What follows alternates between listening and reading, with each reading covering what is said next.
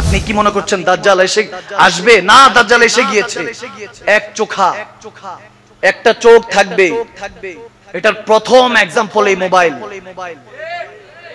Front camera দেখবেন একটা camera থাকে, আওয়াজ দেয় না।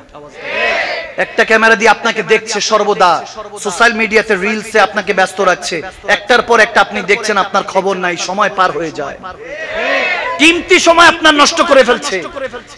মেডিকেল সায়েন্স বলছে একটা বিষয় থেকে যদি কনসেন্ট্রেট ডিস্টার্ব দেয়, মনোযোগ নষ্ট হয়, 23 মিনিটের জন্য আপনার ব্রেন ডিস্টার্ব থাকে। 23 মিনিটের জন্য আপনার মোবাইল, আপনার ব্রেনটা হ্যাং হয়ে যায়। মোবাইল তো রিলস দেখতেছেন, 15 সেকেন্ড হাসি, 15 সেকেন্ড কান্না, 15 সেকেন্ড মারামারি কাটাকাটি, আওয়াজ দেয় না, ঠিক না? এগুলোর মধ্যে ডুবিয়ে রেখেছে। কিসের ফজর, কিসের আসর, জোহর, হুজুররা বয়ান করতেছে, এগুলো শুনলে কি না শুনলে কি, হেদায়েতের কথা কি আর এটা সেটা ভুলে গিয়েছি। দাজ্জাল ইজ কামিং, এখনো ভুলে গিয়েছি। যা কিছু দেখছে এগুলো সাইন অফ কিয়ামত, কিয়ামতের আলামত, আওয়াজ দেয় না, ঠিক না? দাজ্জাল চলে এসেছে। এই এক ক্যামেরা ফোনের প্রথম দেখবেন যে এক চোখা, এখানে দাজ্জালের এখানে এক চোখ থাকবে। কোরআনে এসেছে, হাদিস এসেছে, যারা মুমিন তারা চিনবে কানা দাজ্জাল। এমনি কিন্তু আপনার আমার মতোই হবে, কিন্তু মাঝখানে যে একটা চোখ থাকবে এটা শুধু মুমিন দেখতে পাবে। নয় রে আটলান্টিক, নয় প্যাসিফিক, আরো বড় আরো গভীর অধিক, আরে খোদারে রহমতের মহাসাগর, দয়ায় ভরপুর কানায় কানায় আমার নবীজির মালিকানায়, ঠিক না? জারি আছে ওই পাক মদিনায়, আরে খোদারে রহমতের মহাসাগর, দয়ায় ভরপুর কানায় কানায় আমার নবীজির মালিকানায়। সুবহানাল্লাহ বলেন। সেই সাগরে আবু বকর ডুব দিয়ে হলেন সিদ্দিকে আকবর, ঠিক না, ঠিক না? দ্বিতীয় খলিফা হযরত ওমর অর্ধ জাহানের রাখতেন খবর, ওসমান গনি দুনুরের খনি, আরে আলীর মর্যাদার নাই রে সীমানা, আলীর মর্যাদার নাই রে সীমানা,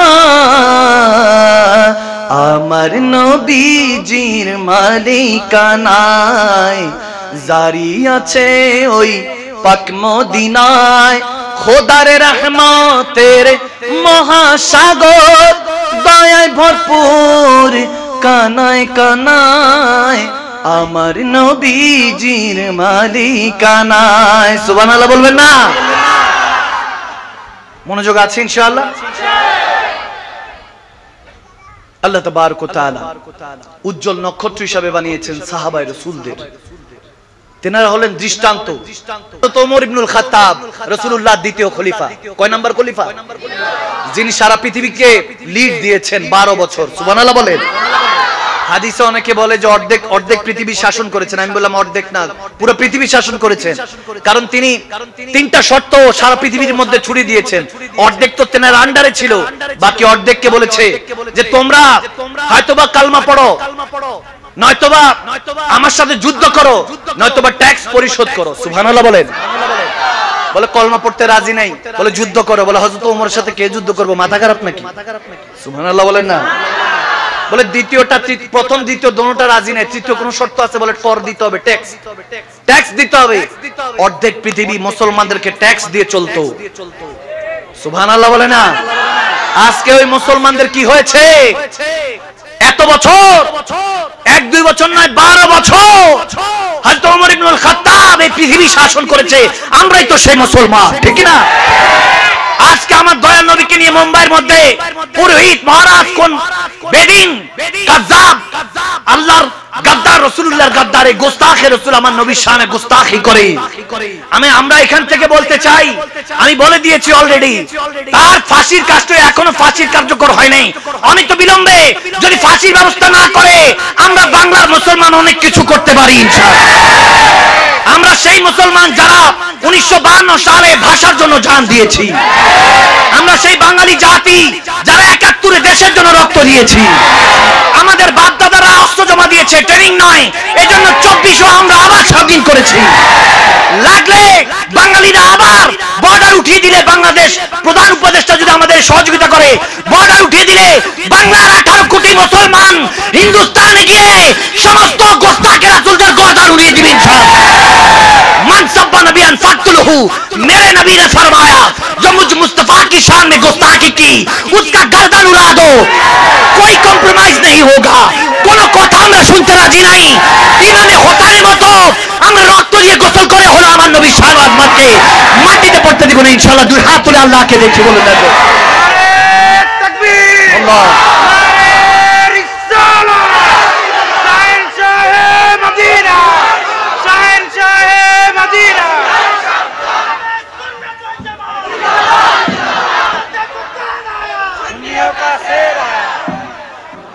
মদ খাচ্ছে, গুনাহ করছে, এটা কি আল্লাহর হুকুমে না? আল্লাহ হুকুম দিয়ে রেখেছেন, ইজাজত দিয়ে রেখেছেন, করো, কিন্তু এটার হিসাব আমি একদিন নিব, ঠিক না ভাইরা আমার, বাবার আমার? যখন ওমর ইবনুল খাত্তাব রাদিয়াল্লাহু তাআলা তেনার খলিফা, তেনার জামানা চলতেছে, গভীর খেয়াল, শেষ হাদিস, এটার মধ্যে আপনার হেদায়েত লুকিয়ে থাকতে পারে। এজন্য কবির মনোযোগ দিতে হবে, কনসেন্ট্রেট দিতে হবে।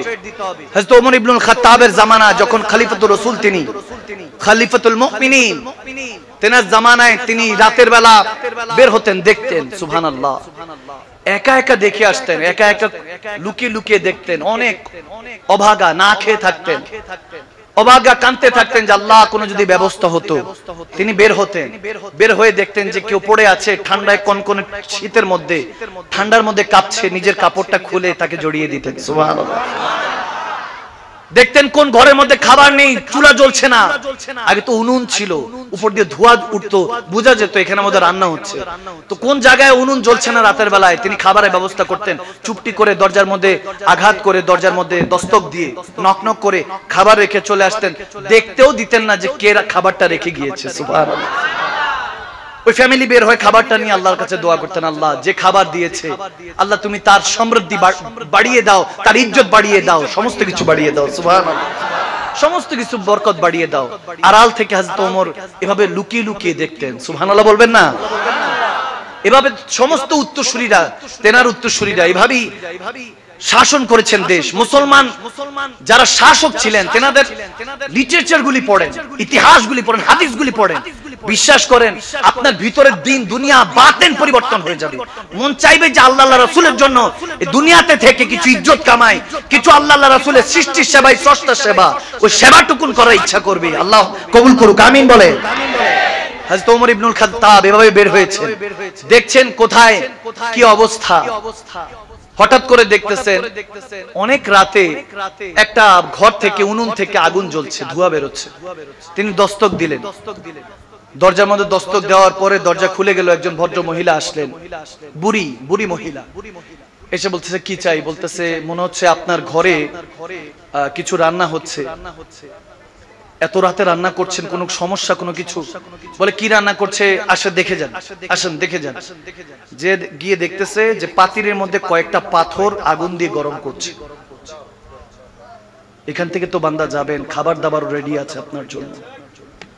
এখান থেকে যখন বাসায় যাবে, খাবার দাবার আপনার জন্য রেডি। সে আল্লাহর শুকরিয়া কিভাবে আদায় করবেন? আপনার কোনো টেনশন করতে হচ্ছে না। কত কিছু দিয়ে আপনাদেরকে বোঝানোর চেষ্টা করি, এরপরে মসজিদটা ফিল আপ হয় না। এতগুলি মানুষ যদি ফজরে দেখা যেত আর মাহফিল লাগতো না। হাইয়াল সালাহ হাইয়াল ফালাহ বলে ডাকে মুয়াজ্জিন, ভাবেন যে 4-5 হাজার টাকার কর্মচারী ডাকতেছে। ভুলে গিয়েছেন তার মাধ্যমে আল্লাহ ডাকছে, ভুলে গিয়েছেন। গভীর খেয়াল, আজকের এই জায়গা থেকে হেদায়েত নিয়ে যান। হযরত ওমর ইবনুল খাত্তাব ভয় কেঁপে উঠলেন, বলে মাগো ঘরে কি খাবার নাই? বলে খাবার দাবার পরে আমার নবী কাকে রেখে গিয়েছে, কার কাছে দায়িত্ব দিয়ে গিয়েছে, আল্লাহ কাকে নেতা বানিয়েছে, হাসরের ময়দানে আল্লাহর কাছে হিসাব দিতে হবে। আল্লাহর কাছ থেকে হিসাব নিব, কবরে গেলে নবীকে ধরবো। নাউজুবিল্লাহ পড়ে ভারাক্রান্ত হৃদয় নিয়ে বলতেছে আমার স্বামী নাই, আমি বিধবা, আমার ছেলে ছেলের বউ ইন্তেকাল করেছে, দুইটা নাতি নাতি রেখে গিয়েছে, কান্না করে উঠে কি করব বুঝতেছি না, তারা তো কমবক্ত ঘুমাচ্ছেও না, এজন্য পাথর গরম করে বুঝাচ্ছি যে খাবার রেডি হচ্ছে, একটু অপেক্ষা করো। আল্লাহু আকবার, কোন জামানা পার করেছে জামানা। আর আমরা নাদান হয়ে গিয়েছি, একজন মুসলমান ভুলে যায় যে আমার মুসলমান ভাই, দলের জন্য ফেভারিট প্লেয়ারের জন্য একজন মুসলমান আরেকজন মুসলমানকে আঘাত করছে, এগুলো ইহুদি নাসারাদের ষড়যন্ত্র। বুঝার চেষ্টা করো মুসলমান। হেদায়েতের কথা কতক্ষণ চলবে আই ডোন্ট নো, আমার জানা নেই, কত বছর চলবে আমার জানা নেই, যে পরিস্থিতি দেশে দুনিয়ার দেখছি কতদিন চলবে জানা নেই। আর মুমিন মানে হলো নবী প্রেমিক, নবী প্রেমিকরাই মিলাদুন নবীর মাহফিল করে, ঠিক না? এই জন্য এটা মনে রাখতে হবে, মিলাদুন নবীর মাহফিল এটা কোনো জাতা মাহফিল নয়, এটা আপনার ঈমানকে হেফাজত করার মাহফিল। এই মিলাদুন নবীর মাস হলো আমার আপনার ঈমানকে ধার দেওয়ার মাহফিল মাস, ঠিক না? এই জন্য খেয়াল রাখতে হবে। আল্লাহ কবুল করুক, আমিন বলেন। আল্লাহ আমাদেরকে দাজ্জালের ফিতনা থেকে হেফাজত করুক, আমিন বলেন। তো যেটা বলছিলাম, হযরত ওমর ইবনুল খাত্তাব রাদিয়াল্লাহু তাআলা তিনি যখন ওই মাকে বললেন এরকম এরকম, বলতেছে আমি হযরত ওমরকে ধরবো, রাসূলুল্লাহর কাছে বিচার দিব, আল্লাহর কাছে বিচার দিব, কাকে দায়িত্ব দিয়ে গেছেন আমাদের খবরও নেয় না, কার কাছে দায়িত্ব দিয়ে গেছেন। হযরত ওমর সেদিন কেঁপে উঠেছেন, বলতেছেন মা গো একটু সময় দেন, ওমরকে গালাগাল করেন না, একটু সময় দেন। দৌড়ায় আসলেন, বাইতুল মালে নিলেন, অনেক কিছু গোছালেন। সাহাবারা দেখতেছেন কি ব্যাপার, হযরত ওমর যাকে দেখার জন্য সবাই পাগল, যার পথ যিনি 40 দিন পর যে পথে হেঁটে যাবেন সেই পথে ইবলিসও হাঁটে না, সুবহানাল্লাহ বলে। সে হযরত ওমর ইবনুল খাত্তাব আমার নবীর খলিফা, তিনি কি মাল সাবান গুছাচ্ছেন। এখন এক সাহাবা এসে বলছেন ইয়া আমার, ইয়া আমিরুল মুমিনিন, এই বস্তা আমার কাছে দেন, আমি কাঁধে নেই। বলে হাসরের ময়দানে কি তুমি আমার সমস্ত দোষ ত্রুটি নামায় আমল কি কাঁধে নিবা? বলে সেটা তো সম্ভব না।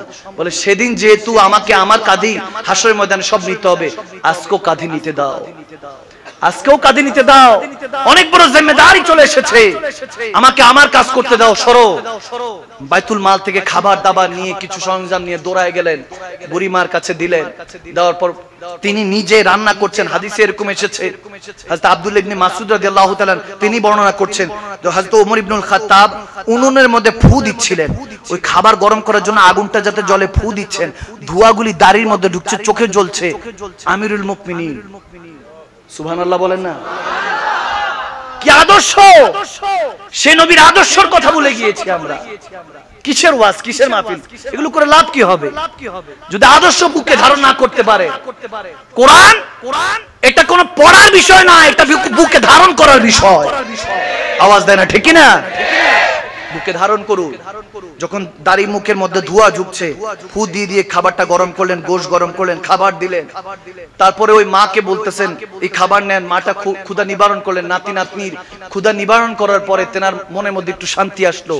এরপরে বলতেছে বাবা আপনি কে, এত রাত আমাকে সহযোগিতা করছেন? বলে কেটে জানি না, একটা কাগজ কলম নিয়ে আসলেন, ওখানে লেখা হযরত ওমরকে আমি ক্ষমা করে দিয়েছি। বলে মা এখানে সাইন করেন, এখানে সাইন করেন, আপনার সাইন নেওয়ার জন্য এসেছি। বলে কি বলেন? আমি হযরত ওমরকে ক্ষমা করে দিব। বলে আমার খাতিরে ক্ষমা করে দেন। বলে আপনার খাতিরে হলে সাইন করতে রাজি আছি। বলতে দেরি নেই, সাইন করার আগে হযরত ওমর আর আব্দুল্লাহ ইবনে মাসউদ রাদিয়াল্লাহু তাআলা বলতেছেন, হযরত ওমর যখন সাইন নেবেন ওই সময় হযরত শের খোদা আলী মাওলা আলী আর হযরত আব্দুল্লাহ ইবনে মাসউদ ওই ঘরে প্রবেশ করলেন, সুবহানাল্লাহ। বলে ইয়া আমিরুল মুমিনিন, আপনাকে আমরা খুঁজতেছি, আপনি এখানে। ওই মহিলার হাত থেকে কলম পড়ে গেল থরথর করে। বলে আপনি আমিরুল মুমিনিন, আপনি ওমর?